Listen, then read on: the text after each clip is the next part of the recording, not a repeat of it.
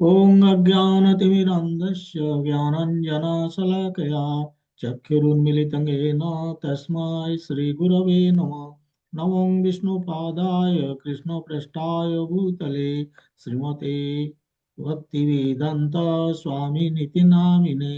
नमस्ते सरस्वती देवे गौरवाणी प्रचारिणे निर्विशेषशून्यवादी पाश्चात्यदेशतारिणे। नमो महावदन्याय कृष्ण प्रेम प्रदायते कृष्णाय कृष्ण चैतन्य नाम्ने गौरतुषे नमः। हे कृष्ण करुणा सिंधु दीनबंधु जगत्पते गोपीश गोपिका कांत श्री राधा कांत नमस्तुते। तप्त कांचन गौरंगी राधे वृंदावनेश्वरी वृषभानुसुते देवी प्रणमामि हरिप्रिये। वाञ्छाकल्पतरुभ्यश्च कृपा सिन्धुभ्य एव च पतितानां पावनेभ्यो वैष्णवेभ्यो नमो नमः। जय श्री कृष्ण चैतन्य प्रभु नित्यानंद श्री अद्वैत गदाधर श्रीवासादि गौर भक्त वृंद। हरे कृष्ण कृष्ण कृष्ण हरे हरे हरे राम राम राम हरे हरे। ओम नमो भगवते वासुदेवाय। ओम नमो भगवते वासुदेवाय। ओम नमो भगवते वासुदेवाय। हरे कृष्ण। आमे तृतीय अध्याय कर्मयोग 13 नंबर श्लोक पर्यंत कंप्लीट करिचे। आज आमे नबा 14 नंबर श्लोक।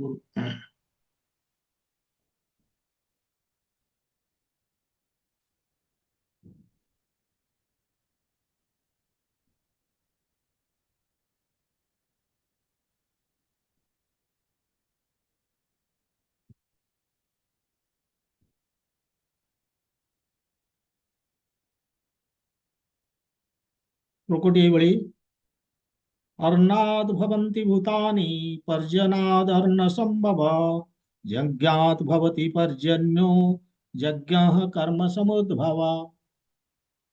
आउथर पढ़ुजी। अर्णाद् भवन्ति भूतानि पर्जन्यादर्न सम्भव यज्ञात् भवति पर्जन्यो यज्ञः कर्म समुद्भव।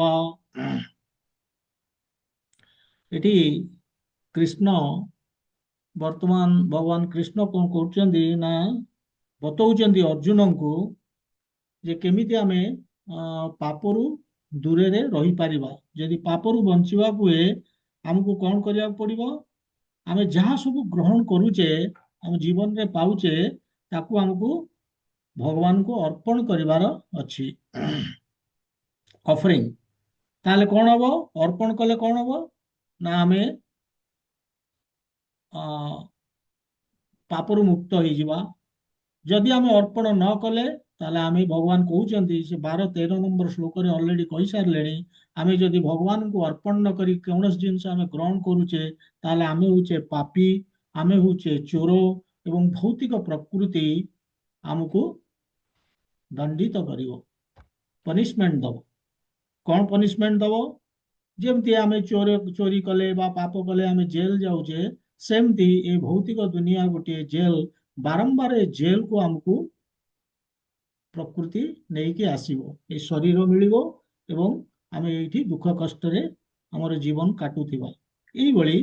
तेणु पाप कहउचंती जदि आमे भगवान को अर्पण न करिकि आमे सब जिंस करूचे ताले ये प्रथम कारण दउचंती भगवान जे आमे पापरु मुक्त हवा पई हमको ऑफरिंग करिवार अछि भगवान को प्रत्येक जिंस अर्पण करिवार अछि।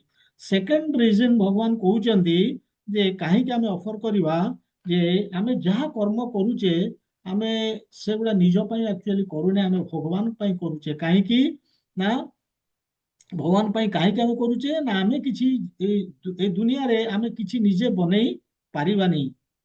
ସେଥିପାଇଁ ଭଗବାନ କାରଣ ଦଉଛନ୍ତି ଆମେ ବନେଇ ପାରିବାନି। କାରଣ ଦଉଛନ୍ତି ଯେ କାହିଁକି ଆମେ ଅଫର କରିବା। ଏଇ 14 ବର୍ତ୍ତମାନ ଆରମ୍ଭ ହେଲା ଏଇ ଯୋଉ 14 ଆଉ 15 ଏ ଦୁଇଟି ଶ୍ଲୋକ। ଏ ଶ୍ଲୋକରେ ଭଗବାନ ଏ ଯୋଉ ସଂସାର ଚଲେଇବା ପ୍ରବୃତ୍ତିର ଗୋଟେ ଚକ୍ର ଦେଉଛନ୍ତି ଯେ କେମିତି ଆମେ ଆକ୍ଚୁଆଲି ଏ ସଂସାର ଆମେ ଯୋଉ ଚାଲୁଛି ଭିତରେ କଣ କେମିତି ହଉଛି ଜିନିଷ କାରଣ କଣ, ଆମେ କାହିଁକି ଅଫରିଂ କରିବା, ଆମେ କାହିଁକି ଯଜ୍ଞ କରିବା, ଏସବୁ ଜିନିଷ ଏକ୍ସପ୍ଲେନ କରୁଛନ୍ତି ଅର୍ଜୁନଙ୍କୁ। ଅର୍ଜୁନଙ୍କୁ କରିବା ମାଧ୍ୟମରେ ସେ ଆମକୁ ମଧ୍ୟ କରୁଛନ୍ତି।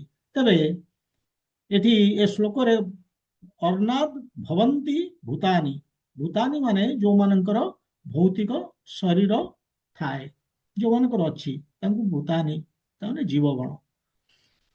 ତେଣୁ ଭୌତିକ ଧାରୀ, ଭୌତିକ ଶରୀର ଧାରୀ ସମସ୍ତେ ଏଇ ଯୋଉ ଭୂତାନି, ଏମାନେ ଭବନ୍ତି ମାନେ ଏମାନେ ଆସନ୍ତି, ଜନ୍ମ ହୁଅନ୍ତି ଏବଂ ଏମାନଙ୍କର ପୋଷଣ ହୁଏ କୋଉଥିରୁ, ଅର୍ଣ୍ଣରୁ। ଅର୍ଣ୍ଣାତ୍ ଭବନ୍ତି ଭୂତାନି ମାନେ ଅର୍ଣ୍ଣରୁ ଏମାନଙ୍କର ଜନ୍ମ ଏବଂ ଅର୍ଣ୍ଣରୁ ଏମାନେ ଅନ୍ନ ଦ୍ୱାରା ଏମାନେ ପୋଷିତ ହଉଛନ୍ତି। ଏବଂ ପର୍ଯ୍ୟନାଦ ଅର୍ଣ୍ଣ ସମ୍ଭବ, ଏ ଅର୍ଣ୍ଣ କୋଉଠୁ ଆସୁଛି, ପର୍ଯ୍ୟନାଦ, ପର୍ଯ୍ୟନାଦ ମାନେ ବର୍ଷା, ପର୍ଯ୍ୟନ, ପର୍ଯ୍ୟନାଦ ବର୍ଷାରୁ ଅର୍ଣ୍ଣ ସମ୍ଭବ ହେଇପାରୁଛି। ଏବଂ ସେ ଚକ୍ର ଦଉଛନ୍ତି ଗୋଟେ ଫ୍ଲୋ ଚାର୍ଟ ଏବଂ କହୁଛନ୍ତି ଯେ ଯଜ୍ଞାତ୍ ଭବତି ପର୍ଯ୍ୟନ, ମାନେ ଏଇ ଯୋଉ ପର୍ଯ୍ୟନ ମାନେ ଏଇ ଯୋଉ ବର୍ଷା, ଇଏ କୋଉଠୁ ଆସୁଛି, କେମିତି ହଉଛି, ଯଜ୍ଞ କଲାରୁ, ଯଜ୍ଞାତ୍ ଭବତି ଯଜ୍ଞରୁ ହଉଛି। ଆଚ୍ଛା, ପୁଣି ନେକ୍ସଟ କହୁଛନ୍ତି ଯଜ୍ଞ କର୍ମ ସମୁଦ୍ଭବ, ଏ ଯଜ୍ଞ ପୁଣି କୋଉଠୁ ଆସିଲା, ମାନେ ଫ୍ଲୋ ଚାର୍ଟରେ ସେ ପ୍ରଥମେ କହିଲେ ଅର୍ଣ୍ଣ, ଅର୍ଣ୍ଣ ଖାଇକି ବା ଅନ୍ନ ଗ୍ରହଣ କରିକି ପ୍ରତ୍ୟେକ ଜୀବ ଏ ଦୁନିଆରେ ସର୍ଭାଇଭ କରିଛନ୍ତି, ବଞ୍ଚି ରହିଛନ୍ତି। ଏବଂ ସେଇ ଅନ୍ନ କୋଉଠୁ ଆସୁଛି ନା ବର୍ଷା ହେଲେ, ଯଦି ବର୍ଷା ନ ହବ ଅନ୍ନ ସମ୍ଭବ ନୁହେଁ। ଏବଂ ବର୍ଷା କୋଉଠୁ ଆସୁଛି, ଯଜ୍ଞ କଲେ ବର୍ଷା ଏଇଭଳି ହଉଛି ଯେ ଯଜ୍ଞ କଲେ।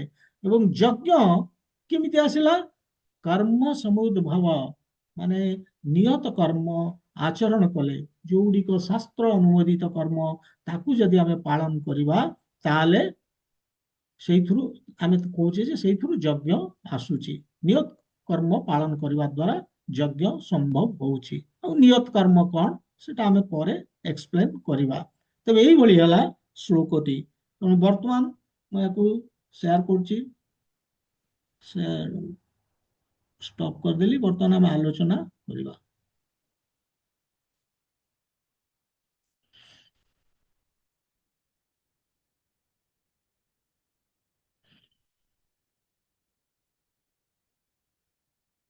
ତାହେଲେ ଅଲରେଡି 10 ନମ୍ବର ଶ୍ଲୋକରୁ ଭଗବାନ ଆରମ୍ଭ କରିଛନ୍ତି ଏ ଯଜ୍ଞ ବିଷୟ ଏବଂ ଏଇଭଳି 13 ପର୍ଯ୍ୟନ୍ତ ସେ ଯାହା କହିକି ଆସିଛନ୍ତି, ମୋଟାମୋଟି ସେ କହୁଛନ୍ତି ଯେ ଆମମାନଙ୍କୁ ଯୋଉ ଦେବୀ ଦେବତା ମାନେ ଅଛନ୍ତି, ତାଙ୍କୁ ଆମର ସନ୍ତୁଷ୍ଟ କରିବାର ଅଛି। କେମିତି, ଯଜ୍ଞ ମାଧ୍ୟମରେ। କାହିଁକି ଦେବାଦେବୀଙ୍କୁ ଆମେ ଯଜ୍ଞ କରିକି ସନ୍ତୁଷ୍ଟ କରିବା, କାହିଁକି ନା ସେ ଆମର ଯାହା ଦୁନିଆରେ ଦରକାର ବଞ୍ଚି ରହିବା ପାଇଁ ଯୋଉ ଆବଶ୍ୟକତା ସେ ଯୋଗେଇ ଦେବେ, ଖୁସି ହେବେ ଆମ ଉପରେ, ଆମେ ଯଜ୍ଞ କଲେ ଏବଂ ଆମକୁ ଯୋଗେଇ ଦେବେ। କିନ୍ତୁ ଅର୍ଜୁନ ଭାବୁଛନ୍ତି ଏବଂ କୃଷ୍ଣଙ୍କୁ କହୁଛନ୍ତି ଯେ ମୋର ଦେବାଦେବୀଙ୍କର ପୂଜା କରିବାର ବା ତାଙ୍କୁ ଖୁସି କରିବାର କୌଣସି କାରଣ ନାହିଁ। କାହିଁକି ସେଭଳି କହୁଛନ୍ତି, ଯେ ମୋର ଆବଶ୍ୟକତା କିଛି ଦରକାର, ମୋର ମୋ ଜୀବନରେ ସଂସାରରେ ଚଳିବା ପାଇଁ ଯାହା ସେମାନେ ଯୋଗେଇ ଦଉଛନ୍ତି ଯୋଉ ନେସେସିଟିଜ, ତାର ମୋର ବି ଆବଶ୍ୟକତା ନାହିଁ। ମୁଁ ତ ଜଙ୍ଗଲକୁ ପଳେଇବି, ଜଙ୍ଗଲକୁ ପଳେଇକି ମୁଁ ତ ଭିକ ମାଗିବି ଏବଂ ସେମିତି ବଞ୍ଚି ରହିବି ଭିକ ମାଗିକି। ତେଣୁ ଦେଖନ୍ତୁ ଅର୍ଜୁନଙ୍କର ମୁଡ କଣ, ଯେ ମୁଁ କୌଣସି ରୂପେ ଏଇ ଯୋଉ ଯୁଦ୍ଧ, ଜଘନ୍ୟ ଯୁଦ୍ଧ, ଘୋର କର୍ମଣୀ, ଯାହାକୁ ଭଗବାନ ଅର୍ଜୁନ କହୁଛନ୍ତି, ପ୍ରଥମେ ଯେତେବେଳେ ପ୍ରଥମ ଦ୍ୱିତୀୟ ଶ୍ଲୋକ ଆମେ ଆରମ୍ଭ କରିଥିଲେ, ଘୋର କର୍ମଣୀ ବୋଲି କହିଛନ୍ତି, ଜଘନ୍ୟ କର୍ମ ଏ ଯୁଦ୍ଧ, ଯେ ଯୁଦ୍ଧରୁ ସେ କେମିତି ମାନେ ଯୁଦ୍ଧଟାକୁ ଆଭଏଡ କରିବାକୁ ଚେଷ୍ଟା କରୁଛନ୍ତି, ବିଭିନ୍ନ ତରିକା ସେ ଅବଲମ୍ବନ କରୁଛନ୍ତି ଯୁଦ୍ଧକୁ ଆଭଏଡ କରିବା ପାଇଁ। ଏବଂ କହୁଛନ୍ତି ଯଦି ମୁଁ ଦେବାଦେବୀଙ୍କର ଯୋଉ ଆବଶ୍ୟକତା ମୁଁ ନ ନେଲି, ମୁଁ ଯଦି ଚାଲିଗଲି ଜଙ୍ଗଲକୁ ଭିକ ମାଗିକି ସେଠି ମୁଁ ବଞ୍ଚି ରହିଲି, ତାହେଲେ ଏଇ ଯୋଉ କହୁଛନ୍ତି କର୍ମ କଲେ ସିନା ପାପ ଲାଗିବ, କର୍ମ କଲେ, କର୍ମ କରିକି ମୁଁ ଯଦି ସନ୍ତୁଷ୍ଟ ନ କରିବି ତାହେଲେ ମୁଁ ଚୋରି କଲି, ତେଣୁ ମୁଁ ପାପୀ ହେବିନି, କାରଣ ମୁଁ ତ ଜଙ୍ଗଲକୁ ଚାଲିଗଲି, ମୁଁ ଆଉ ଚୋର ବି ହେଲିନି, ନା ପାପ କଲି ନା ଚୋର ହେଲି। କିନ୍ତୁ କୃଷ୍ଣା ଓ ଏଇ ମାନେ ଏଇ ଯୋଉ ବର୍ତ୍ତମାନ 14 ଆଉ 15 ଏଇ ଦୁଇଟି ଶ୍ଲୋକ, ଯାହାକୁ ଆମେ କହୁଛେ ଯେ ସାଇକେଲ ଅଫ ସାକ୍ରିଫାଇସ୍, ଯଜ୍ଞ ଚକ୍ର ତାକୁ ଆମେ କହୁଛେ। ସେଇଥିରେ ସେ କହିବେ ଯେ ଯଦି ବି ତମେ ଜଙ୍ଗଲକୁ ଚାଲିଯିବ ଅର୍ଜୁନ, ତଥାପି ତମେ ଜଙ୍ଗଲରେ ତମକୁ ବଞ୍ଚିବା ପାଇଁ ଖାଇବାକୁ ପଡିବ। ବଞ୍ଚିବ କେମିତି ତମେ? ଖାଦ୍ୟ ତମର ଦରକାର। ଏବଂ ଖାଦ୍ୟ କୋଉଠୁ ଆସୁଛି? ବର୍ଷା ହେଲେ। ତ ଏଇଭଳି ସେ ବର୍ତ୍ତମାନ କହିବା ଆରମ୍ଭ କରିବେ ଏବଂ ଏଣ୍ଟାୟାର ଚକ୍ରଟି ସେ ଅର୍ଜୁନଙ୍କୁ ବୁଝଉଛନ୍ତି। କହୁଛନ୍ତି ଅର୍ଜୁନଙ୍କୁ ଯେ ମାନେ ତାଙ୍କୁ ପ୍ରେରଣା ଦଉଛନ୍ତି। ଏଇଭଳି କହିକି ସେ ପ୍ରେରଣା ଦେବେ, ଇନ୍ସପାୟାର କରିବେ ଅର୍ଜୁନଙ୍କୁ କୁରୁକ୍ଷେତ୍ର ରଣଭୂମିରେ, ଯୋଉଠି ଅର୍ଜୁନ ଇନ୍ସପାୟାର୍ଡ ହେବେ ଯୁଦ୍ଧ କରିବା ପାଇଁ। ତେଣୁ ବର୍ତ୍ତମାନ ଏ ଶ୍ଲୋକରେ ମେନ୍ ଜିନିଷ ଆମେ ଗୋଟେ ଗୋଟେ ଲାଇନ୍ ଆମେ ଦେଖିବା। ଅର୍ଣ୍ଣାଦ୍ ଭବନ୍ତି ଭୂତାନି, ଏଇ ଯୋଉ ଫାର୍ଷ୍ଟ ଲାଇନ୍, ଏଥିରୁ କଣ କହୁଛନ୍ତି? ଅର୍ଣ୍ଣରୁ ଯେତେ ଜୀବ ଅଛନ୍ତି, ପ୍ରାଣୀ ଅଛନ୍ତି ଦୁନିଆରେ, ସଂସାରରେ, ଏମାନଙ୍କର ଉତ୍ପତ୍ତି ଏଇ ଅର୍ଣ୍ଣରୁ। ଖାଲି ଉତ୍ପତ୍ତି ନୁହେଁ, ଏମାନଙ୍କର ପୋଷଣ ମଧ୍ୟ ଏ ଅର୍ଣ୍ଣରୁ। ଆର ଅର୍ଥ କଣ? ମାନେ ଉତ୍ପତ୍ତି ଏବଂ ପୋଷିତ ବି ହଉଛନ୍ତି ଏ ଅର୍ଣ୍ଣରୁ, ବଞ୍ଚିଛନ୍ତି ଏ ଅନ୍ନ ଖାଇକି, ଏବଂ ଜନ୍ମ ମଧ୍ୟ ହଉଛନ୍ତି ଅର୍ଣ୍ଣରୁ। ତା ମାନେ ସୋର୍ସ କଣ? ଆମର ଯୋଉ ଜନ୍ମ ହଉଛି ତାର ସୋର୍ସ କଣ? ଯୋଉ ଯୋଉ ପିତାମାତା ଆମକୁ ଜନ୍ମ ଦଉଛନ୍ତି, ତାର ସୋର୍ସ କଣ? ସୋର୍ସ ହଉଛି ଆକ୍ଚୁଆଲି ଏଇ ଅନ୍ନ, ଫୁଡ। ଅନ୍ନ ଖାଇଲେ ଆମର କଣ ହଉଛି? ରକ୍ତ ସୃଷ୍ଟି ହଉଛି ଆମ ଶରୀରରେ। ଏ ରକ୍ତରୁ ବୀର୍ଯ୍ୟ ତିଆରି ହଉଛି। ଯୋଉ ବୀର୍ଯ୍ୟ ପରେ ଶୁକ୍ରାଣୁ ହେଇକି ମାତୃଗର୍ଭରେ ଯାଉଛି, ଆଶ୍ରୟ ନଉଛି ସେଠି, ଶୁକ୍ରାଣୁ ହେଇକି ସେଠି ମାନେ ମାତୃଗର୍ଭରେ ଆଶ୍ରୟ ନେଇକି ଶରୀର ଧାରଣ କରୁଛି, ଜନ୍ମ ହଉଛି ପରେ। ଏଇଭଳି ଜୀବାତ୍ମା ସଂସାରକୁ ଆସୁଛି। ତାମାନେ ବର୍ଷା ହଉଛି, ବର୍ଷା ହେଇକି ଯେତେବେଳେ ମାନେ ବର୍ଷା ହଉଛି, ଅର୍ଣ୍ଣରେ ରସ ଭରି ହେଇଯାଉଛି। ଅନ୍ନ ହେଲା, ରସ ଭରି ହେଇଗଲା ଏବଂ ଅର୍ଣ୍ଣରେ ରକ୍ତ ତିଆରି ହେଲା ଶରୀରରେ, ସେଥିରୁ ବୀର୍ଯ୍ୟ ସୃଷ୍ଟି ହଉଛି ଏବଂ ସେ ଶୁକ୍ରାତ୍ମା ମାନେ ଆମର ସେଠି ପ୍ରକଟ ହଉଛି, ଶରୀର ଧାରଣ କରୁଛି କୋଉଠି? ମାତୃ ଗର୍ଭରେ। ଏବଂ ପରେ ଯେତେବେଳେ ବାହାରିକି ଆସୁଛି ଜୀବାତ୍ମା ମାତୃ ଗର୍ଭରୁ, ତା ସେଠି ଭିତରେ ବି ସେ ଅନ୍ନ, ଯେତେବେଳେ ମା ଅନ୍ନ ଖାଉଛି, ସେଇ ଅନ୍ନରେ ସେ ବି ସେଠି ତାର ପୋଷଣ ହଉଛି। ଆସ୍ତେ ଆସ୍ତେ ତାର ଶରୀର ତିଆରି ହବା ଆରମ୍ଭ ହଉଛି ଏବଂ ଯେତେବେଳେ ହେଇଗଲା କମ୍ପ୍ଲିଟ, ସେ ବାହାରକୁ ଆସୁଛି, ଏଇ ଖାଦ୍ୟ ଖାଇକି ସେ ବଞ୍ଚି ରହୁଛି। ତେଣୁ ଭଗବାନ କହୁଛନ୍ତି ଅର୍ଣ୍ଣାତ୍ ଭବନ୍ତି ଭୂତାନି, ମାନେ ଜନ୍ମ ଆମର ଏବଂ ପୋଷଣ ଆମର ଏଇ ଅନ୍ନ ଦ୍ୱାରା। ଦୁଇଟି ଜିନିଷ ହଉଛି ଅନ୍ନ ଦ୍ୱାରା, ଜନ୍ମ ଏବଂ ପୋଷଣ ଏଇ ଅନ୍ନରୁ। ଏବଂ ଭଗବାନ କହୁଛନ୍ତି ଏ ଅନ୍ନ ଆସୁଛି କୋଉଠୁ? ଯେତେ ଶସ୍ୟ ଆମେ କ୍ଷେତରେ ଦେଖୁଛେ ଉତ୍ପନ୍ନ ହଉଛି, କେମିତି ସମ୍ଭବ ହଉଛି? ବର୍ଷା ହେଲାରୁ। ପର୍ଜନାତ୍ ଅନ୍ନ ସମ୍ଭବ।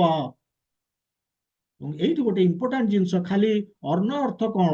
ବିଭିନ୍ନ ପ୍ରକାର, ଇଭେନ୍ ଆମର ଘାସ, ଫଳ, ପନିପରିବା, ବିଭିନ୍ନ ପ୍ରକାରର ଶସ୍ୟ, ଏ ସବୁ ଉତ୍ପନ୍ନ ହଉଛି କ୍ଷେତରେ এই ବର୍ଷା ହବାରୁ। ଏବଂ ଜୀବାତ୍ମା এই ଶସ୍ୟ ଭିତରେ ହିଁ ଥାନ୍ତି।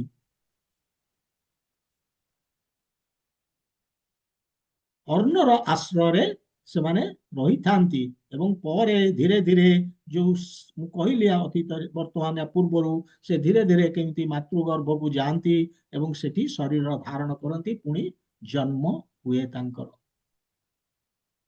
ତେଣୁ ଆତ୍ମା ଅର୍ଣ୍ଣର ଆଶ୍ରୟରେ ଥାଏ। ସେଥିପାଇଁ ଆମେ କହୁଛେ ଅର୍ଣ୍ଣରୁ ଜନ୍ମ, ଅର୍ଣ୍ଣରୁ ଅନ୍ନ ଦ୍ୱାରା ପୋଷଣ, ଦୁଇଟି ଜିନିଷ ହଉଛି। ତେବେ ସେକେଣ୍ଡ ଜିନିଷ, এইଭଳି ଆମେ ଦେଖିଲେ ଯେ ଅର୍ଣ୍ଣତ୍ ଭବନ୍ତି ଭୂତାନି ପର୍ଜନାତ୍ ଅନ୍ନ ସମ୍ଭବ, ଦୁଇଟି ଜିନିଷ ଆମେ ଦେଖିଲେ। କିନ୍ତୁ ଆଉ ଗୋଟେ ଜିନିଷ ଆମେ ଦେଖିବା ଯେ ଏଇଟା ଏଭଳି ନୁହେଁ ଯେ ଖାଲି ଯୋଉ ଜୀବାତ୍ମା ସେମାନେ ଏ ଅନ୍ନ ଖାଇ, କେବଳ ଅନ୍ନ ଖାଇକି ବଞ୍ଚୁଛନ୍ତି। ଆହୁରି ବି ଅନ୍ୟାନ୍ୟ ଜିନିଷ ଅଛି, ଯୋଉମାନେ ଯାହା ଦରକାର ଅନ୍ୟ ସାମଗ୍ରୀ ଅଛି ତାଙ୍କ ପାଇଁ। କିନ୍ତୁ ଅନ୍ନ ହଉଛି ମୁଖ୍ୟ କାରଣ ସର୍ଭାଇଭ କରିବାର, ବଞ୍ଚି ରହିବାର। ଇଏ ହଉଛି ମୁଖ୍ୟ କାରଣ। ସେମିତି ଯେତେବେଳେ ଆମେ କହୁଛେ ଯେ ବର୍ଷା ଯୋଗୁଁ ଅନ୍ନ ହଉଛି, ବର୍ଷା କେବଳ ଗୋଟିଏ କାରଣ ନୁହେଁ ଅନ୍ନ ହବାର, ଆହୁରି ବି ବହୁତ ସାରି କାରଣ ଅଛି, କିନ୍ତୁ ସିଏ ହଉଛି ବର୍ଷା ହଉଛି ମୁଖ୍ୟ କାରଣ।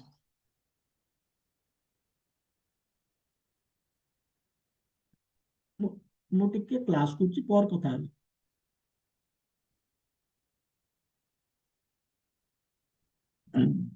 ତେଣୁ କେବଳ ବର୍ଷା ଯୋଉ ହଉଛି, ମାନେ ଅନ୍ନ ଯୋଉ ହଉଛି କେବଳ ବର୍ଷା ଯୋଗୁ ଯେ ହେଇଯାଉଛି ନୁହେଁ, ବର୍ଷା ମୁଖ୍ୟ କାରଣ, କିନ୍ତୁ ଆହୁରି ଅନ୍ୟ କାରଣ ଅଛି। ତାମାନେ ସବୁ କାରଣର ଗୋଟେ କାରଣ ବି ରହୁଛି। ସେଥିପାଇଁ ଆମର ବ୍ରହ୍ମ ସଂହିତାରେ ବ୍ରହ୍ମା କହୁଛନ୍ତି ସେ କାରଣ କିଏ? ଭଗବାନ। ସେ କହୁଛନ୍ତି ଯେ ଅନାଦିର୍ ଆଦିର୍ ଗୋବିନ୍ଦ ସର୍ବ କାରଣ କାରଣମ୍, କଜ ଅଫ୍ ଅଲ୍ କଜେସ୍। ସବୁ କାରଣର କାରଣ ହଉଛନ୍ତି ଭଗବାନ କୃଷ୍ଣ। ବର୍ଷା ହଉଛି ଯଜ୍ଞ ହେଲେ,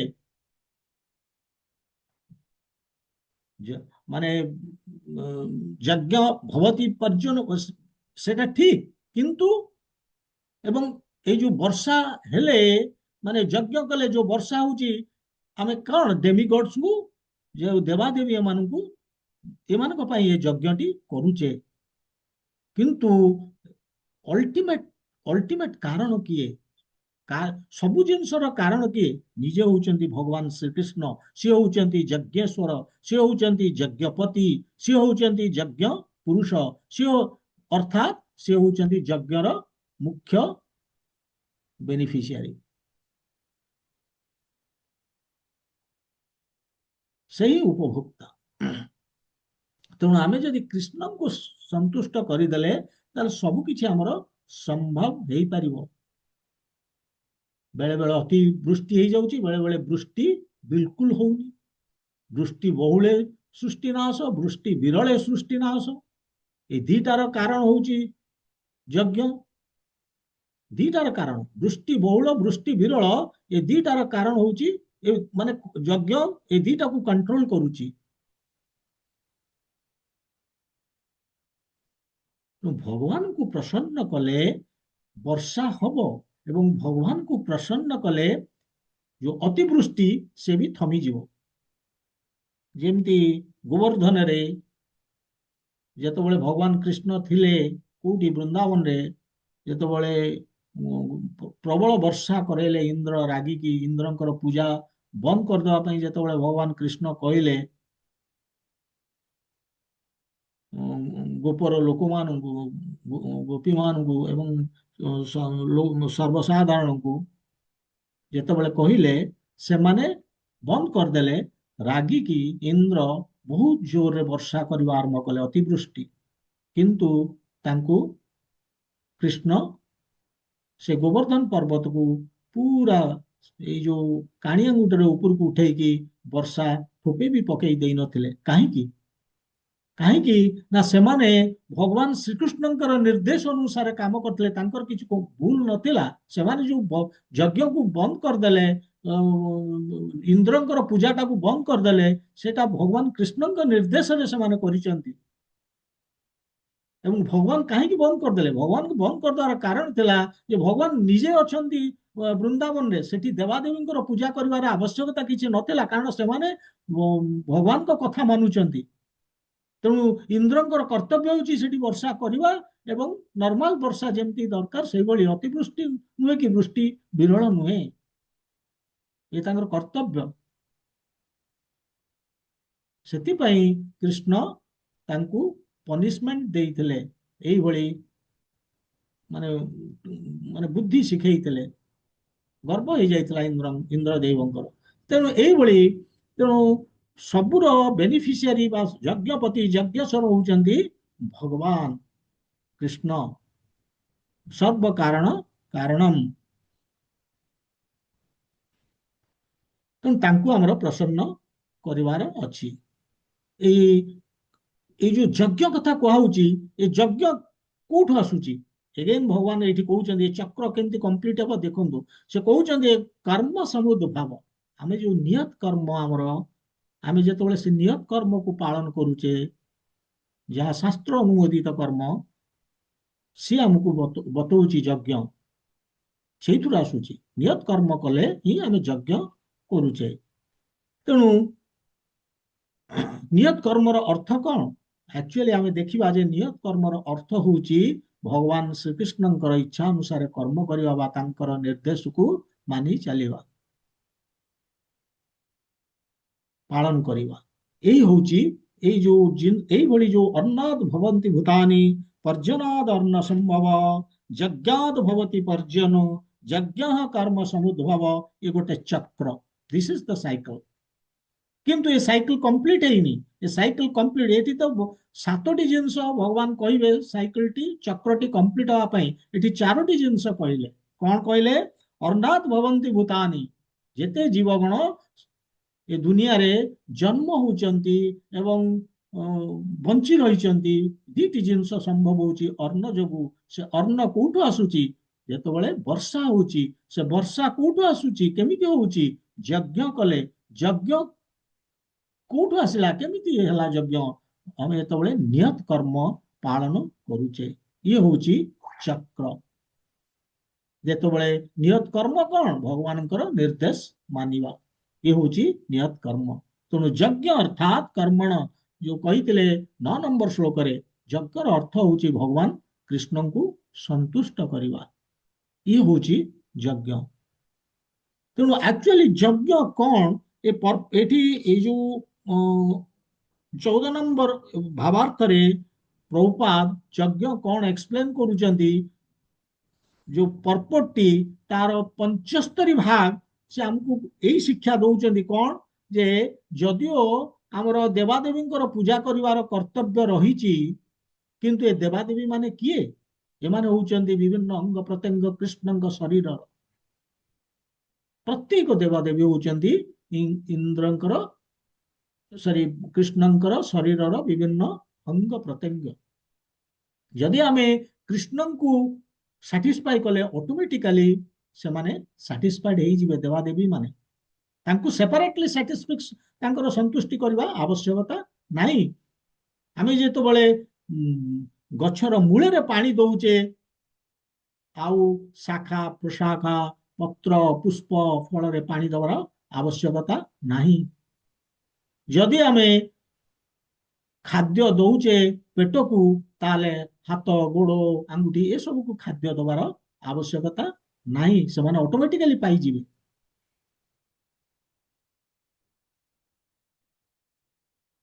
ସେଇଭଳି ଯେତକ ନିୟନ୍ତ୍ରଣ କର୍ତ୍ତା ରହିଲେ, ଆମର ଇନ୍ଦ୍ର ଚନ୍ଦ୍ର ବରୁଣ ଯିଏ ବି ଦେବା ଦେବୀ ସବୁ ରହିଛନ୍ତି, ଏମାନେ ନିଯୁକ୍ତି ହେଇଛନ୍ତି କାହା ଦ୍ୱାରା? କୃଷ୍ଣଙ୍କ ଦ୍ୱାରା। କାହିଁକି? ଏଇ ଯୋଉ ସଂସାରକୁ ଚଲେଇବା ପାଇଁ, ମ୍ୟାନେଜ କରିବା ପାଇଁ ସେମାନେ ମ୍ୟାନେଜର।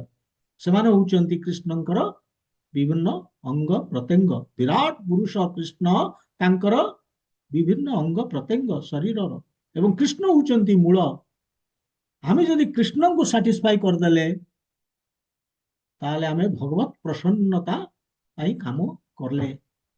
ଭଗବାନ ଶ୍ରୀକୃଷ୍ଣଙ୍କୁ ସାଟିସ୍ଫାଇ କରିଦେଲେ, ବାସ୍ ଏଭ୍ରିଥିଙ୍ଗ ଇଜ ଓଭର। ଆଉ ଦେବାଦେବୀଙ୍କୁ ସେପାରେଟଲି ସାଟିସ୍ଫାଇ କରିବାର କୌଣସି କାରଣ ନାହିଁ ବା ଆବଶ୍ୟକତା ନାହିଁ। ତେଣୁ ଯଜ୍ଞର ଅର୍ଥ ହଉଛି କେବଳ ପ୍ଲିଜିଂ କୃଷ୍ଣ, କୃଷ୍ଣଙ୍କର ସନ୍ତୁଷ୍ଟି ପାଇଁ କାମ କରିବା, ତାଙ୍କୁ ଖୁସି କରିବା। ଏଇ ହଉଛି ଯଜ୍ଞ। ତାଙ୍କୁ ଖୁସି କଲେ ଅଟୋମେଟିକାଲି ଦେବାଦେବୀ ମାନେ ଖୁସି ହେଇଯିବେ। ତାଙ୍କୁ ସେପାରେଟଲି ଖୁସି କରିବାର କୌଣସି ଆବଶ୍ୟକତା ନାହିଁ। ଏ ଦୁନିଆରେ ଆମେ ଯାହା ଗ୍ରହଣ କରୁଛେ, ଯାହା ଆମେ ପାଉଛେ, ତାର ସପ୍ଲାୟର ହଉଛନ୍ତି ଏ ଦେବାଦେବୀ। ସେମାନେ କୋଉଠୁ ପାଉଛନ୍ତି? ସେମାନେ କୃଷ୍ଣଙ୍କଠୁ ଆଣୁଛନ୍ତି। ତେଣୁ ବେଦ ଆମକୁ ଆଡଭାଇସ୍ କରୁଛି, ଯେହେତୁ ସେମାନେ ସପ୍ଲାଇ କରୁଛନ୍ତି, ତାଙ୍କୁ ଖୁସି କରିବା କଥା ଆମକୁ ବେଦ ଆଡଭାଇସ୍ କରୁଛି। ଭଗବାନ କୃଷ୍ଣ ମଧ୍ୟ ଏଠି ଶ୍ଲୋକରେ କହୁଛନ୍ତି ତାଙ୍କୁ ଖୁସି କର। କର୍ମକାଣ୍ଡୀ ଯୋଉମାନେ, ତାଙ୍କୁ ଜେନେରାଲି ତାଙ୍କୁ ହିଁ କହୁଛନ୍ତି। କାରଣ କଣ ନା, ଏଇ ଯୋଉ ଚକ୍ର କହୁଛନ୍ତି ଅର୍ଣ୍ଣାତ ଭବନ୍ତି ଭୂତାନି, ଅନ୍ନ ଆସିଲା କୋଉଠୁ? ବର୍ଷା ହେଲାରୁ ବର୍ଷା ଆସିଲା କୋଉଠୁ? ଯଜ୍ଞ ହେଲାରୁ ଯଜ୍ଞ ଆସିଲା କୋଉଠୁ? କର୍ମ ସମୁଦ୍ଭବ, ନିୟତ କର୍ମ ପାଳନ କରିବାରୁ। ତେଣୁ ଆମେ ଯଦି ଅନ୍ନ ପାଉଛେ ତାଙ୍କ ତାଙ୍କ ସେ ଆମକୁ ଯୋଗେଇ ଦଉଛନ୍ତି, ତାହେଲେ ନ୍ୟାଚୁରାଲି ଆମକୁ ତାଙ୍କୁ ଖୁସି କରିବାର ଅଛି। କିନ୍ତୁ ନିୟତ କର୍ମ ଯୋଉଟା କହୁଛନ୍ତି, କର୍ମ କଲା ଖୁଣୁ ନିୟତ କର୍ମ ପାଳନ କଲା ଖୁଣୁ, ସେ ନିୟତ କର୍ମ ହଉଛି କୃଷ୍ଣଙ୍କୁ ଖୁସି କରିବା। ଭଗବାନ କୃଷ୍ଣଙ୍କୁ ଖୁସି କରିବା ହଉଛି ନିୟତ କର୍ମ। କାହିଁକି ନା ସେ ହଉଛନ୍ତି ଆକ୍ଚୁଆଲି ମ୍ୟାନୁଫ୍ୟାକ୍ଚରର। ସେ ସବୁ ଜିନିଷର ସୃଷ୍ଟିକର୍ତ୍ତା। ସେ ତାଙ୍କ ଏଭ୍ରିଥିଙ୍ଗ ବିଲଙ୍ଗସ୍ ଟୁ ହିମ୍। ଏ ଦୁନିଆରେ ଆମେ ଯାହା ଦେଖୁଛେ ସବୁ ତାଙ୍କର। ସେ ହଉଛନ୍ତି ଓନର, ସର୍ବଲୋକ ମହେଶ୍ୱର। ଏବଂ ଏଇ ଯୋଉ ଦେବାଦେବୀ ହଉଛନ୍ତି କଣ? ସେମାନେ ହଉଛନ୍ତି ସପ୍ଲାୟର୍ସ। ସେମାନେ କୃଷ୍ଣଙ୍କଠୁ ଆଣୁଛନ୍ତି, ଆମକୁ ଯୋଗେଇ ଦଉଛନ୍ତି। ସୋ ତା ଫଳରେ କଣ? ସେମାନେ ହଉଛନ୍ତି, ମାନେ କୃଷ୍ଣ ହଉଛନ୍ତି ultimate supplier of suppliers, ultimate cause of all causes, ultimate controller of all these mini controllers। Indra ବର୍ଣ୍ଣ ଚନ୍ଦ୍ର ଯାହା ଆମେ ଦେଖୁଛେ, ଏମାନେ ମିନି କଣ୍ଟ୍ରୋଲର, ଏମାନେ ଛୋଟ ଛୋଟ ନିୟନ୍ତ୍ରଣ କର୍ତ୍ତା, ଏମାନେ ଏମାନେ ସପ୍ଲାୟର। କିନ୍ତୁ ଏ ସପ୍ଲାୟର ସପ୍ଲାୟର, ଏ ପ୍ରତ୍ୟେକ ଜିନିଷର କାରଣର କାରଣ ବା ପ୍ରତ୍ୟେକ ନିୟନ୍ତ୍ରଣ କର୍ତ୍ତାଙ୍କର ଅଲ୍ଟିମେଟ ନିୟନ୍ତ୍ରଣ କର୍ତ୍ତା ହଉଛନ୍ତି କିଏ? କୃଷ୍ଣ ଭଗବାନ। ତେଣୁ ତାଙ୍କ ପ୍ରସନ୍ନତା ପାଇଁ ଆମକୁ କରିବାକୁ ପଡିବ ସବୁ କିଛି କର୍ମ। ଏଇ ହଉଛି ଯଜ୍ଞ, କୃଷ୍ଣଙ୍କ ପ୍ରସନ୍ନତା ଏଇ ହଉଛି ଯଜ୍ଞ। କିନ୍ତୁ ଅର୍ଜୁନ କହିବେ ଯେ କାହିଁକି ଏଇ ଯୋଉ ଯୁଦ୍ଧ ଭଳିଆ, କୃଷ୍ଣଙ୍କୁ କହୁଛନ୍ତି ଯୁଦ୍ଧ ଭଳିଆ ଜଘନ୍ୟ କର୍ମ ଆମେ କାହିଁକି କରିବା? ବରଂ ଏ କର୍ମଟିକୁ ଛାଡିଦବା, ଜଙ୍ଗଲକୁ ପଳେଇବା ଏବଂ ଜଙ୍ଗଲକୁ ପଳେଇକି ହରିନାମ ଜପ କରିବା। କୃଷ୍ଣ କହୁଛନ୍ତି ଯେ ଏଇ ଯୋଉ କର୍ମ ମୁଁ ଯେମିତି କହୁଛି, ଯଦି ମୋ ଇଚ୍ଛା ଅନୁସାରେ କର୍ମ କରିବ, ତାହେଲେ ସେଇଟା ଘୃଣ୍ୟ କର୍ମ ନୁହେଁ, ସେଇଟା ହଉଛି ନିୟତ କର୍ମ। ଏବଂ ସେଇଟା ହଉଛି ଯଜ୍ଞ।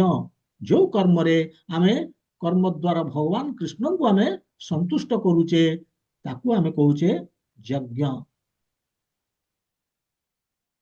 ଆଉ ଯେତେବେଳେ କୃଷ୍ଣ ଆମେ ଯଜ୍ଞ କଲେ, ଆମେ ସନ୍ତୁଷ୍ଟ କରିଦେଲେ କୃଷ୍ଣଙ୍କୁ, ସବୁ ସବୁ ଦେବାଦେବୀ ମାନେ ଅଟୋମେଟିକାଲି ସନ୍ତୁଷ୍ଟ ହେଇଯାଉଛନ୍ତି। କିନ୍ତୁ ଅନ୍ୟ ବାଟରେ ଯଦି ଆମେ ଦେବାଦେବୀଙ୍କୁ ସନ୍ତୁଷ୍ଟ କରୁଛେ କିନ୍ତୁ ଆମେ ଭଗବାନ କୃଷ୍ଣଙ୍କୁ କରିପାରୁନେ, ତାହେଲେ ଫଳ ବିପରୀତ ହବ। ତେଣୁ ମେନ୍ ଉଦ୍ଦେଶ୍ୟ ହଉଛି ଆମର ଭଗବାନ କୃଷ୍ଣଙ୍କୁ ସନ୍ତୁଷ୍ଟ କରିବା, ଏଇ ହଉଛି ଯଜ୍ଞ। କିନ୍ତୁ ଭଗବାନ ଏଠି ଦେବାଦେବୀଙ୍କର ପୂଜା କଥା କାହିଁକି କହିଛନ୍ତି ନା, ଯୋଉମାନେ ଇନ୍ଦ୍ରିୟ ଭୋଗରେ ଅଛନ୍ତି ଏବଂ କେବଳ ଫଳରେ ଆଶା ରଖିକି କର୍ମ କରୁଛନ୍ତି, ଭଗବାନ କୃଷ୍ଣ କିଏ, ଭକ୍ତି କଣ ସେମାନେ ଜାଣିନାହାନ୍ତି ଏବଂ ଭଗବାନ କୃଷ୍ଣଙ୍କୁ supreme personality of Garh head ବୋଲି ସେମାନେ ଆକ୍ସେପ୍ଟ କରୁନାହାନ୍ତି। ସେମାନେ କଣ କରିବେ? ତେଣୁ ସେମାନେ ତ, ତାଙ୍କର ଦରକାର ଇନ୍ଦ୍ରିୟ ଭୋଗ ନା। ତେଣୁ ଭଗବାନ କରିଛନ୍ତି ଠିକ ଅଛି, ଇନ୍ଦ୍ରିୟ ଭୋଗ କରିବ, ଏ ଦେବାଦେବୀ ମାନଙ୍କୁ ପୂଜା କଲେ ଇନ୍ଦ୍ରିୟ ଭୋଗ କରିବ। ତେଣୁ ସେମାନେ ବାଧ୍ୟ ହଉଛନ୍ତି ଏଇ ଦେବାଦେବୀଙ୍କର ପୂଜା କରିବା ବା ତାଙ୍କର ଯଜ୍ଞ କରିକି ତାଙ୍କୁ ସାଟିସ୍ଫାଏ କରିବା, କାହିଁକି ନା ତାଙ୍କର ଇନ୍ଦ୍ରିୟ ଭୋଗ ଦରକାର। ଏବଂ ଏଇଭଳି କରୁ କରୁ କରୁ କରୁ ସେମାନଙ୍କର ଆସ୍ତେ ଆସ୍ତେ ଶୁଦ୍ଧିକରଣ ହବ, ପ୍ୟୁରିଫାଇଡ ହେବେ। Number one. ନମ୍ବର ଟୁ, ଆସ୍ତେ ଆସ୍ତେ ଆସ୍ତେ ଆସ୍ତେ ଭଗବାନଙ୍କର ଯୋଉ କୃଷ୍ଣଙ୍କର ସେମାନେ ମାନେ ଶିଖିବେ ଯେ how to work in alignment with Krishna. କୃଷ୍ଣଙ୍କର ଆନୁଗତ୍ୟ ସେମାନଙ୍କର ଧୀରେ ଧୀରେ ଆସିବ, ସେ ଲେଭେଲକୁ ସେ ଯିବେ, ଏ କର୍ମକାଣ୍ଡି ସେଥିପାଇଁ ଏଠି ବି ଦେଇଛନ୍ତି। କିନ୍ତୁ ଯୋଉମାନେ ଅଲରେଡି ଜାଣିଗଲେଣି ପ୍ରତ୍ୟେକ ଜିନିଷ, ଯେ ଭଗବାନ ଶ୍ରୀକୃଷ୍ଣଙ୍କୁ ଯେ ଆକ୍ସେପ୍ଟ କରୁଛନ୍ତି ଭଗବାନ ବୋଲିକି ଏବଂ ଯିଏ ଭକ୍ତି କରୁଛନ୍ତି, ତାଙ୍କ ପାଇଁ ଏ ଦେବାଦେବୀଙ୍କର ପୂଜା କରିବାର ଆବଶ୍ୟକତା ନାହିଁ। ତେଣୁ ଭଗବାନ ସେଥିପାଇଁ କହୁଛନ୍ତି ଯେ ଅର୍ଣ୍ଣାତ୍ ଭବନ୍ତି ଭୂତାନି, ଯେହେତୁ ଅନ୍ନ ଖାଇକି ଆମେ ବଞ୍ଚୁଛେ, ଜନ୍ମ ହଉଛେ ଏବଂ ଆମର ଦେବାଦେବୀ ମାନେ ସବୁ ଆମକୁ ଯୋଗେଇ ଦଉଛନ୍ତି, ତେଣୁ ନ୍ୟାଚୁରାଲି ଆମକୁ ତାଙ୍କର ତାଙ୍କୁ ଯଜ୍ଞ ମାଧ୍ୟମରେ ତାଙ୍କୁ ସନ୍ତୁଷ୍ଟ କରିବାର ଅଛି। କାରଣ ସେ ବର୍ଷା କରୁଛନ୍ତି, ବର୍ଷା ଫଳରେ ଆମେ ଅନ୍ନ ପାଉଛେ। କିନ୍ତୁ କେତେକ କହିପାରନ୍ତି ଯେ ଆମେ ଅନ୍ନ ଖାଉନେ। ଆମେ କେତେକ କହିବେ ଆମେ ମାଂସାହାରୀ, କେତେକ କହିବେ ଆମେ କ୍ଷୀର ପିଇକି ଆମେ ଜୀବନ ଧାରଣ କରୁଛେ, କେତେକ କହିବେ ଆମର ଫଳମୂଳ ଖାଇକି ଆମେ ରହୁଛୁ, ଅନ୍ନ ଆବଶ୍ୟକତା ନାହିଁ। ଭଗବାନ ଏଠି କହୁଛନ୍ତି ଅନ୍ନର ଅର୍ଥ ଯାହା ବି ଆମେ ଖାଦ୍ୟ ରୂପେ ଗ୍ରହଣ କରୁଛେ ସେଇ ହିଁ ଅନ୍ନ। ପ୍ରପାତ ପର୍ବଟରେ ସେ ଏଇ ଗୋଟିକୁ ଷ୍ଟ୍ରେସ୍ ଦେଇଛନ୍ତି। କେହି ବି ଏ କଥା କହିପାରନ୍ତି ଯେ ମୁଁ ଅନ୍ନ ଖାଉନି ତେଣୁ ମତେ ଦେବାଦେବୀଙ୍କର ପୂଜା କରିବାର ନାହିଁ, ମୁଁ ଫଳ ଖାଇକି ରହୁଛି ନା। ଭଗବାନ କହୁଛନ୍ତି ଯାହା ବି ଆମେ ନଉଛେ, ଗ୍ରହଣ କରୁଛେ ବଞ୍ଚି ରହିବା ପାଇଁ, ସେ ହଉଛି ଅନ୍ନ। କାହିଁକି ନା ପ୍ରତ୍ୟେକ ଜିନିଷ ଆମେ ଯାହା ବି ଖାଉଛେ, ସେ ଫଳ ହଉ, ମୂଳ ହଉ, କ୍ଷୀର ହଉ, ମାଂସ ହଉ, ଫିଲ୍ଡ ପ୍ରଡକ୍ସନ ଉପରେ ଡିପେଣ୍ଡ କରୁଛି। ଅଲ୍ଟିମେଟ ସୋର୍ସ ହଉଛି ଫିଲ୍ଡ ପ୍ରଡକ୍ସନ। କାହିଁକି ନା ମୁଁ ଯୋଉ କ୍ଷୀର ଖାଉଛି, କୋଉ ଗାଈ ଯଦି ଘାସ ନ ଖାଇବ ସେ କ୍ଷୀର ଦବ କେମିତି ମତେ? ଘାସ ଖାଇବା ପାଇଁ ପାଣି ଦରକାର, ବର୍ଷା ଦରକାର ଘାସ ହବା ପାଇଁ, ତାହେଲେ ଘାସ ହବ। ତେଣୁ ଅଲ୍ଟିମେଟଲି ଫିଲ୍ଡ ପ୍ରଡକ୍ସନ ଉପରେ ଡିପେଣ୍ଡ କରୁଛି ସେଠୁ କ୍ଷୀର। ତେଣୁ ମୁଁ ମୁଁ ଅଲ୍ଟିମେଟଲି ଡିପେଣ୍ଡ କଲି, କ୍ଷୀର ପିଇଲେ ମଧ୍ୟ, କ୍ଷୀର ପିଇକି ବଞ୍ଚିଲେ ମଧ୍ୟ ମୁଁ ଅଲ୍ଟିମେଟଲି ଡିପେଣ୍ଡ କଲି ଫିଲ୍ଡ ପ୍ରଡକ୍ସନ ଅର୍ଥାତ୍ ରେନ୍ ଉପରେ, ବର୍ଷା ଉପରେ। ତେଣୁ ସେଥିପାଇଁ କହୁଛନ୍ତି ଆମେ ଯାହା ଆମର ବଞ୍ଚି ରହିବା ପାଇଁ ଆମେ ଯାହା ନଉଛେ ସେ ହଉଛି ଅନ୍ନ। ଏବଂ ସେ ସବୁ ଆସୁଛି କେମିତି ନା ବର୍ଷା ହେଲାରୁ, ଯାହା ବି ଫଳ ଫଳ କ୍ଷୀର ଏ ବର୍ଷା ହେଲାରୁ ଆମର ସମ୍ଭବ ହଉଛି। ତେଣୁ ଏଇ ଜିନିଷ ଯୋଉ ନିୟତ କର୍ମ ହଉଛି କେବଳ ଭଗବାନଙ୍କୁ ସାଟିସ୍ଫାଇ କରିବା ବା ଭଗବାନଙ୍କ ନିର୍ଦ୍ଦେଶ ଅନୁସାରେ କର୍ମ କରିବା। କିନ୍ତୁ କର୍ମକାଣ୍ଡିକ ଲୋକ ଯୋଉମାନେ ଯୋଉମାନେ ଇନ୍ଦ୍ରିୟ ଭୋଗରେ ଅଛନ୍ତି, ବୁଝୁନାହାନ୍ତି କୃଷ୍ଣଙ୍କୁ ପ୍ରସନ୍ନତା କରିବାର ଉଦ୍ଦେଶ୍ୟ କଣ, ଭକ୍ତି କଣ ଜାଣୁନାହାନ୍ତି, ସେମାନେ ଏଇ ଜିନିଷ କରିବେ। କିନ୍ତୁ ଯୋଉମାନେ ଜାଣୁଛନ୍ତି କୃଷ୍ଣ ଭଗବାନ କିଏ ଏବଂ ଭକ୍ତି କଣ, ସେମାନଙ୍କର ଆବଶ୍ୟକତା ନାହିଁ। ତେବେ ଯଜ୍ଞ ଏ କଳି ଯୁଗରେ କଣ, ତାହା ବି ମଧ୍ୟ ମାନେ ନିଜେ ଭଗବାନ ଶ୍ରୀକୃଷ୍ଣ ଆଗରେ ଯାଇକି କହିବେ। ସତତମ କୀର୍ତ୍ତୟନ୍ତୁ ମାମ୍ ବୋଲି ଗୋଟେ ଜାଗାରେ କହିବେ। ସତତମ କୀର୍ତ୍ତୟନ୍ତୁ ମାମ୍, ମତେ ମାନେ ସେ ତ ଗୋଟେ କିଛି ସଂଖ୍ୟା ଦଉଛନ୍ତି, ମାନେ ଯିଏ ମୋର ଶହ ଶହ ସହସ୍ର ସହସ୍ର ବାର ମୋର ଯିଏ ଜପ କରୁଛି। କିନ୍ତୁ ଚୈତନ୍ୟ ମହାପ୍ରଭୁ କହିବେ କୀର୍ତ୍ତନୀୟ ସଦା ହରି, ମାନେ ସବୁବେଳେ ହରିନାମ ନବାକୁ ପଡିବ, ସବୁବେଳେ। ସିଏ କିଛି ଲିମିଟ କରିନାହାନ୍ତି। ଇଏ ତ ସତତମ କୀର୍ତ୍ତନ କହୁଛନ୍ତି। ସେ ତ କହିଦେଲେ ଚୈତନ୍ୟ ମହାପ୍ରଭୁ କୀର୍ତ୍ତନୀୟ ସଦା ହରି, ସବୁବେଳେ ଭଗବାନଙ୍କର ଯିଏ ଜପ କରୁଛି। ଏଇ ହଉଛି ଆକ୍ଚୁଆଲି ଯଜ୍ଞ। କିନ୍ତୁ ପ୍ରଭୁପାଦ ବହୁତ କୃପାଳୁ, ସେ କହିଛନ୍ତି 16 ରାଉଣ୍ଡ ଜପ କରିବା ପାଇଁ। ତେଣୁ ସଂକୀର୍ତ୍ତନ ଯଜ୍ଞ ହଉଛି କଳିଯୁଗର ହଉଛି ଏକମାତ୍ର ଯଜ୍ଞ। ଯାହାକୁ ଦେଖିବ ତାକୁ ଯାରେ ଦେଖो ତାରେ ବୋଲୋ କୃଷ୍ଣ ଉପଦେଶ, ପ୍ରଚାର ଆଉ ପ୍ରସାର କୃଷ୍ଣଙ୍କର କରିବା, ଏଇ ହଉଛି ଯଜ୍ଞ।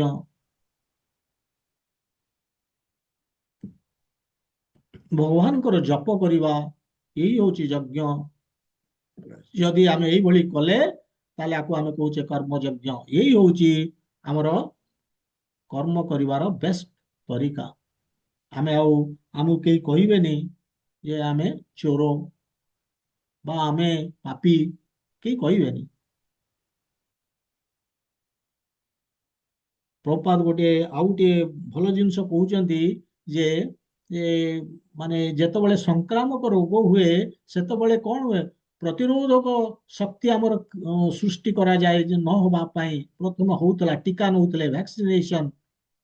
ସେମିତି କହୁଛନ୍ତି ଏଇ ଯୋଉ ଆମର ଭ୍ୟାକ୍ସିନେସନ ଏଠି କଣ, ଯୋଉ ଅପରାଧ ଯୋଉ ପାପରୁ ବଞ୍ଚିବାକୁ ପାଇଁ, ପାପରୁ ମୁକ୍ତ ହବା ପାଇଁ କର୍ମ ଫ୍ରି ବା ପାପ ଫ୍ରି ଭ୍ୟାକ୍ସିନେସନ ହଉଛି ଏଇ ନାମ ସଂକୀର୍ତ୍ତନ ଜପ। ଓନ୍ଲି ଯଜ୍ଞ ଇନ୍ କଳି ହଉଛି ନାମ ସଂକୀର୍ତ୍ତନ। ହରେ କୃଷ୍ଣ କୃଷ୍ଣ କୃଷ୍ଣ ହରେ ହରେ, ହରେ ରାମ ରାମ ରାମ ହରେ ହରେ। ଏ ହେଲା ପ୍ରଥମ ସଂକୀର୍ତ୍ତନ, ଏଇ ହଉଛି ଯଜ୍ଞ।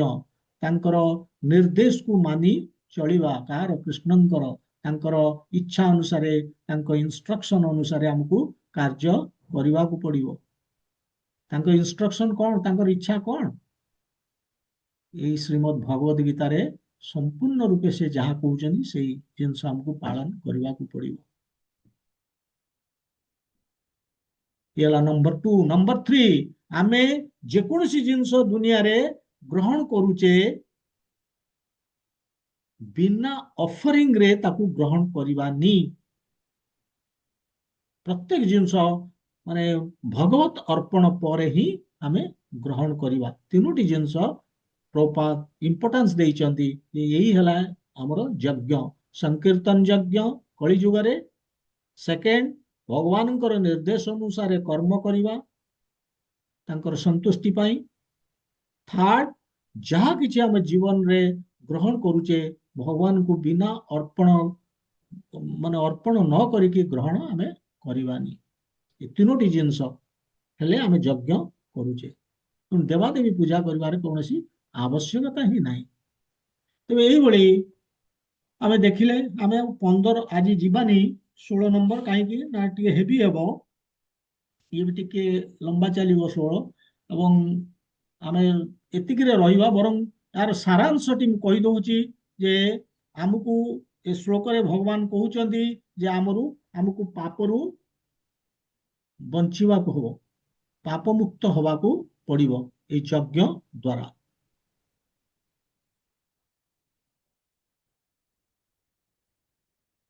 ସେଥିପାଇଁ ଏଇ ଯୋଉ ସାଇକେଲ ଅଫ ସାକ୍ରିଫାଇସ୍ ଯଜ୍ଞ ଚକ୍ର କଥା ସେ କହୁଛନ୍ତି। କଣ କହିଲେ, ଯେ ଅନ୍ନରୁ ଆମେ ଜନ୍ମ, ଆମର ଉତ୍ପନ୍ନ ଏବଂ ଆମର ପୋଷଣ ଦିଟା ଯାକ ଏ ଅନ୍ନରୁ ସମ୍ଭବ। ମୁଁ ଏକ୍ସପ୍ଲେନ କଲି ଯେ କେମିତି ରକ୍ତ ତିଆରି ହଉଛି, କେମିତି ବୀର୍ଯ୍ୟ ତିଆରି ହେଲା, ଏବଂ ସେଠୁ କେମିତି ଆମର ଶୁକ୍ରାଣୁ ଜିନିଷ କେମିତି ହେଇକି ଗର୍ଭରେ ଆଶ୍ରୟ ନଉଛି ଏବଂ ଫାଇନାଲି ଆମର ଶରୀର ଧାରଣ କରିକି ଜନ୍ମ ହଉଛି। ତେଣୁ ଅନ୍ନରୁ ଆମର ପୋଷଣ, ଅନ୍ନ ଦ୍ୱାରା ପୋଷଣ, ଅନ୍ନ ଦ୍ୱାରା ଆମର ଉତ୍ପନ୍ନ, ନମ୍ବର 1। ନମ୍ବର 2, ଯାହା ଆମେ ଖାଦ୍ୟ ଖାଉଛେ ସବୁ ଅନ୍ନ। ଇଏ ହଉଛି ଦ୍ଵିତୀୟ ଜିନିଷ। ଯାହା ବି ଆମେ ବଞ୍ଚିବା ପାଇଁ ଖାଉଛେ, ସେ ଫଳ ହଉ, ମୂଳ ହଉ, କ୍ଷୀର ହଉ, ମାଂସ ହଉ, ଯାହା ହଉ, ସବୁ ଅନ୍ନ।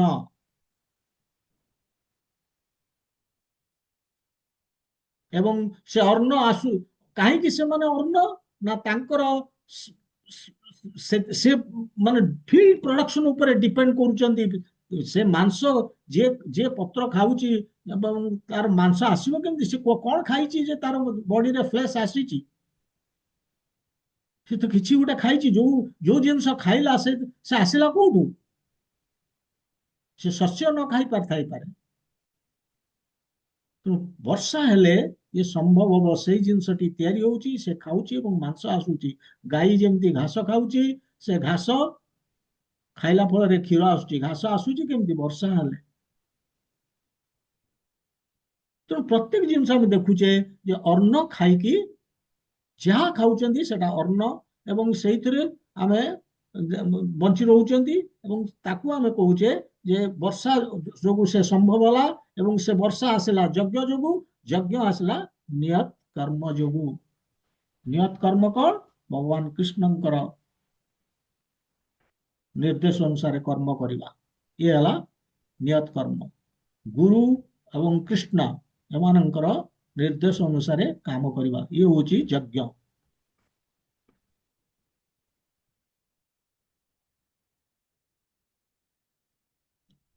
ଆମେ ଯେତେବେଳେ ଯଜ୍ଞ କରିବା ସବୁ ଜୀବ ମାନେ ଖୁସିରେ ରହିବେ, ଭଗବାନ ଏଇ 14-15ରେ କହୁଛନ୍ତି।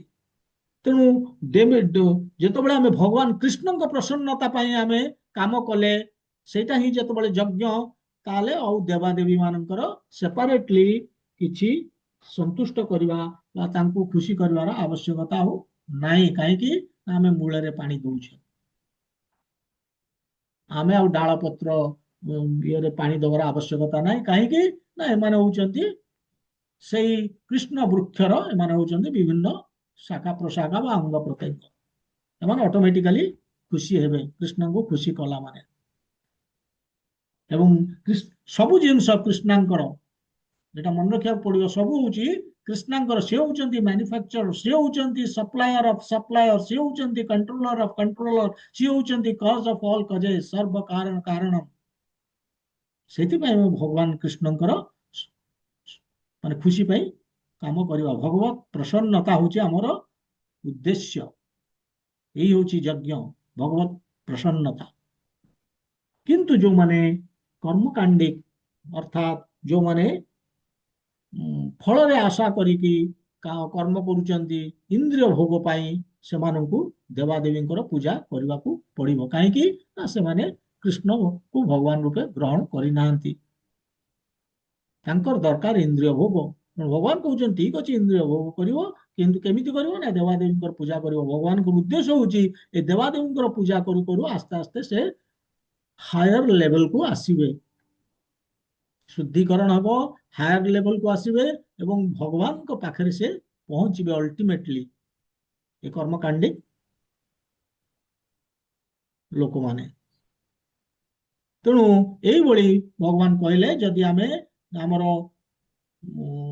ନିୟତ କର୍ମ, ଅର୍ଥାତ୍ ଆମର ଯୋଉ ମାନେ ଶାସ୍ତ୍ର ଅନୁମୋଦିତ କର୍ମ ବା ଭଗବାନଙ୍କ ନିର୍ଦ୍ଦେଶିତ କର୍ମ ଆମେ କରିବା, ତାହେଲେ ଆମେ ଆଉ ମାନେ ପାପରୁ ବଞ୍ଚିକି ରହିବା ଏବଂ ଆମକୁ କେହି ଚୋର ବୋଲିକି କହିବେନି। ତେବେ ଏଠି ସାଇକେଲ କମ୍ପ୍ଲିଟ ହଉନି ଏବଂ କହୁଛନ୍ତି ଏଇଠି ପରେ ଦେଖିବା ଆମେ 16 ନମ୍ବରରେ। ଏବଂ ଯଦି ଆମେ କଲେ କଳି ଯୁଗରେ, ସେ ଭଗବାନ କହୁଛନ୍ତି କେବଳ ଭଗବାନଙ୍କର ଆଦେଶକୁ ପାଳନ କରିବା ହଉଛି, ମାନେ ହରିନାମ ଜପ କରିବା, କୃଷ୍ଣ ଚେତନାରେ ରହିବା ଏବଂ କୃଷ୍ଣଙ୍କର ପ୍ରଚାର ପ୍ରସାର କରିବା, ଏଇ ହଉଛି ଯଜ୍ଞ।